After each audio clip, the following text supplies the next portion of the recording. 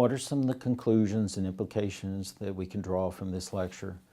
Well, that the rise and spread of Christianity in the early Roman Empire has lasting effects and implications for the whole world, even down to this moment.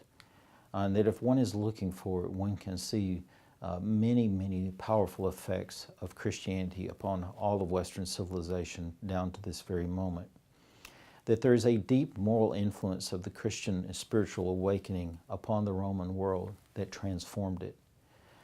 Also, Christianity eventually becomes a religion that is wedded to the Roman Empire, beginning with Constantine. And that union of Christianity with a political force, with a geopolitical force, is going to have a permanent effect upon Christianity.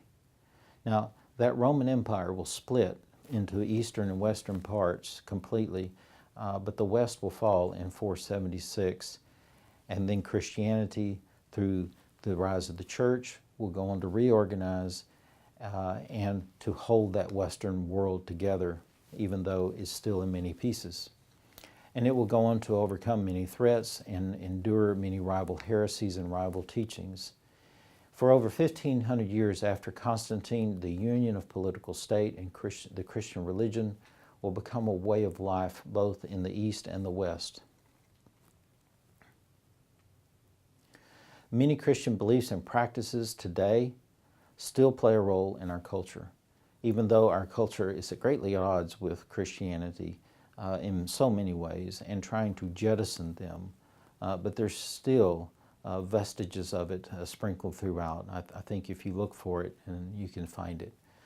There's no getting around the fact that Christianity today is a global religion of about 3 billion people who take it very seriously.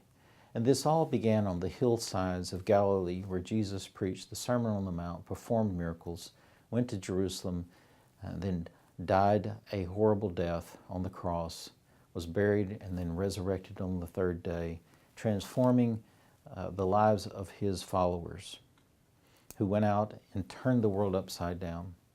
The core of Christianity is this life of Christ, who is understood as the Son of God, the gospel of salvation that comes through his work, his message about the kingdom of God and what just living means, his miracles, his crucifixion, and then finally his resurrection.